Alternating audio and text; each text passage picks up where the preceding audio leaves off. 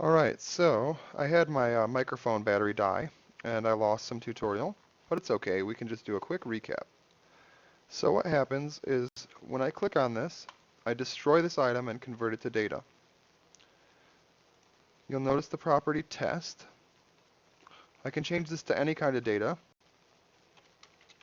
like we changed it to Bob, and now Bob is stored as this value.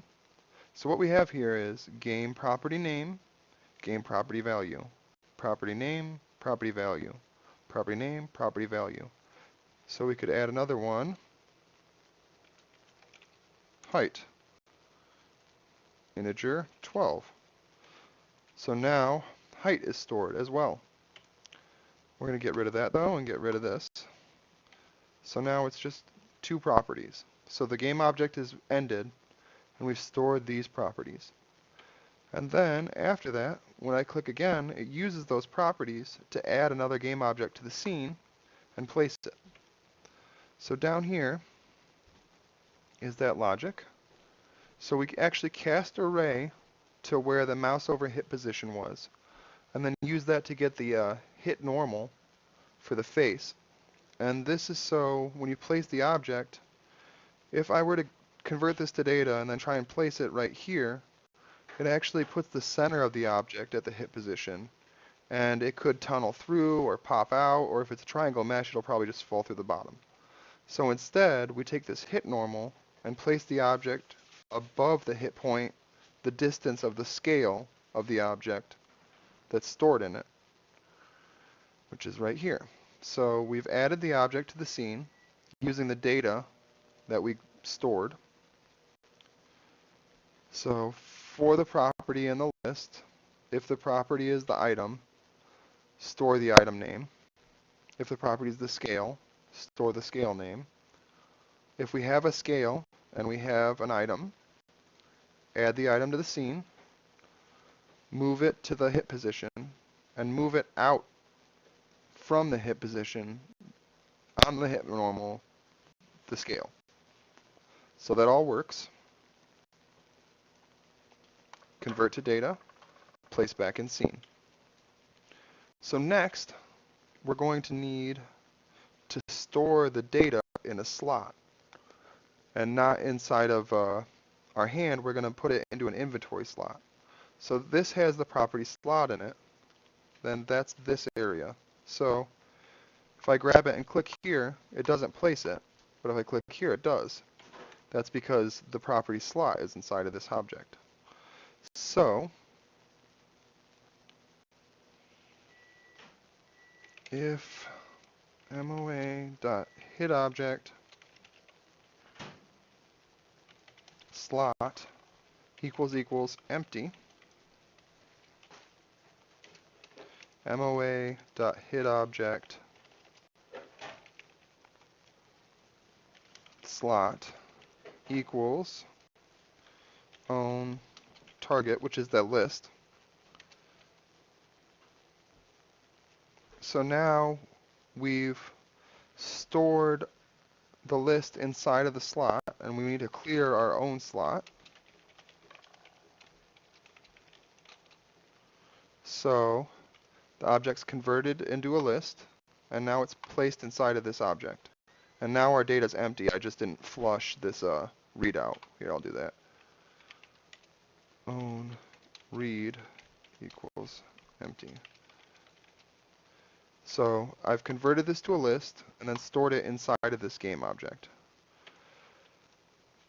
But we're going to want to go a step further and add the property data to the object, and that's also a string.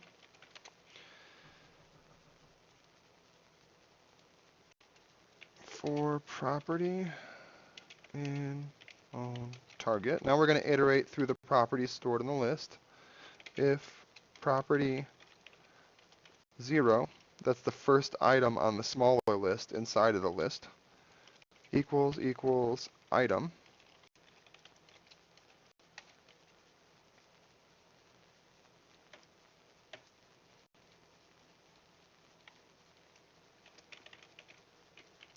so now we're placing the name of the item into the slot, And instead of putting the list in there, we will put it in the data slot.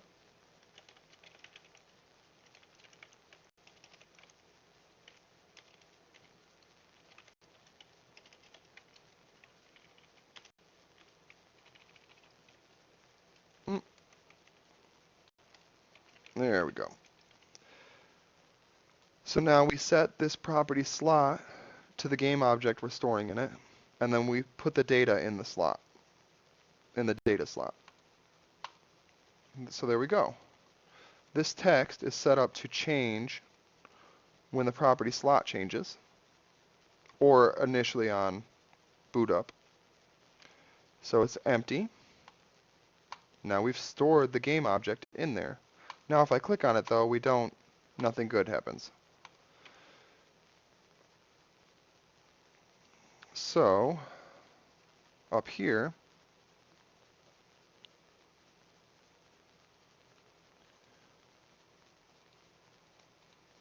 we do if slot in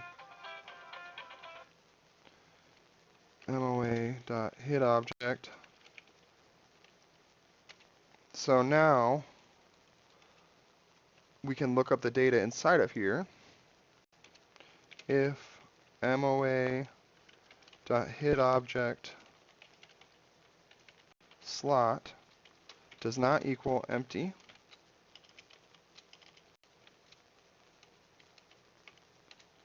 own target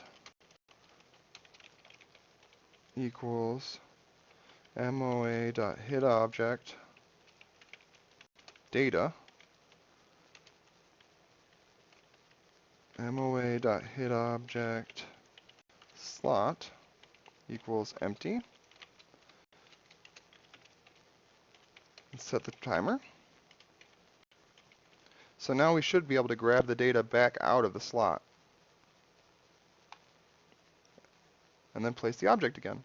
So convert to game object to data, place object, convert game object to data, place in slot, remove item from slot, put back to world. There we go. So the whole system's working now. And that's the gist of all of it.